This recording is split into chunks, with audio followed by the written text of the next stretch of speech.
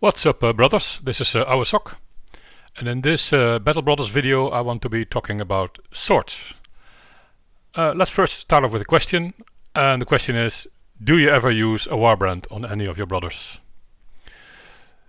Maybe you don't even remember what a Warbrand does, so here it is. It's a two-handed sword, does 50 to 75 damage, and the special thing of the Warbrand is that it has a 4 AP attack. It's quite unique in this aspect. Only two-handed cleavers are able to attack for 4 AP. So I would not be surprised if 95% of you would say, nope, I don't use a Warbrand. If I want a two-handed weapon that attacks for 4 AP, I use a cleaver, because a cleaver is strictly superior damage. And if I want to do AoEs, then just about everything in the game does more damage than the Warbrand. So longsword, or the greatsword, or any of the other hammers, they do much better AoE damage. So I would expect that not many people use the Warbrand. Now let's have a look at a brother. This butcher that I have in my peasant militia campaign. What would you do with this brother? So let's have a look at his stats. He's currently level 17, so let's say at at level 11 he was about 81, 36.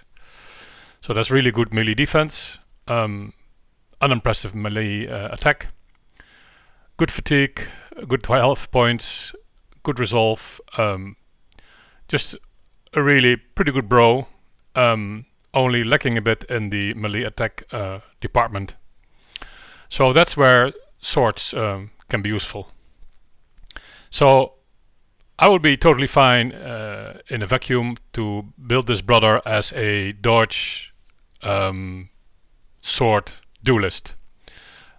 Dodge nimble, because he also has pretty good initiative. However, in my militia campaign, peasant militia campaign, I already have plenty of dodge and nimble brothers, because it's just pretty hard to find good melee brothers that also have really good fatigue. So if I find somebody with, let's say, more than 120 fatigue, I will make him a Battle Forge brother.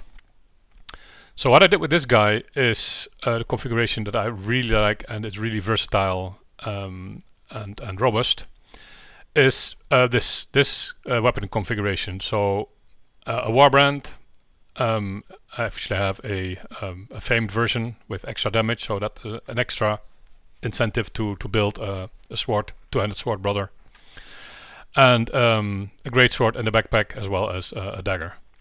So this brother can do a lot of things. It can move to and attack using the Warbrand. It can remain stationary, attack twice, and then the Warbrand is the best choice. Does more, two attacks with the Warbrand do a lot more damage than one attack from the greatsword.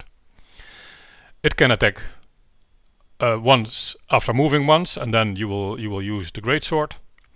And anytime you use the AoE, you also switch to the greatsword.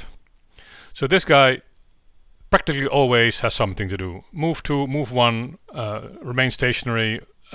You will have pretty good options available for attacking.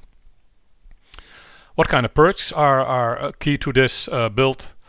Well, obviously quick hands, sword mastery, reach advantage. Reach advantage is just one of the reasons to build a guy like this. This guy will be 100% frontliner. He has no reach weapons, so he cannot stay behind and attack from two range. Because this is peasant militia, I gave him backstabber, and I didn't give him berserk and killing frenzy, because in peasant militia there are 16 people. You have 16 brothers, so each of your brothers will get relatively less kills, and this reduces the value of berserk and killer frenzy. The value of backstabber in peasant militia is, of course, due to having 15 other brothers that can surround somebody, and you will be able to to further improve your melee attack. But if you would build this brother for a normal 12-person, 12-brother campaign, then you would probably replace Backstabber with Berserk, and maybe one of the two Fatigue, or maybe even Gifted, one of these to give him Killing Frenzy. So that's all fine. This has been tailored to Peasant Militia, and I've given him all the Fatigue saving perks so that he can AoE anytime he wants and doesn't run out of fatigue, and I don't have to have Berserk either.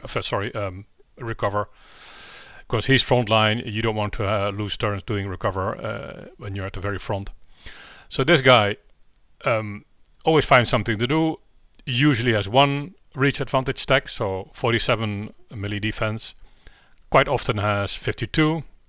So it's a really sturdy brother. You can put him for a couple of rounds surrounded by undead pikes and he will do just fine. And yeah, I like this build a lot.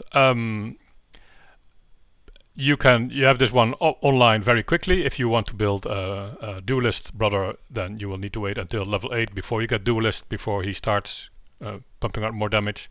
But a duelist doesn't have the AoE, doesn't have the power of the move once and greatsword attack. So I really like this build, and this is an excellent use of let's say a niche weapon that is the Warbrand. So anytime in the future when you find a brother that has good stats but unimpressive melee attack, I think maybe you want to consider this build. Hope you like this. Thanks a lot. Enjoy the game. See you later. Bye bye.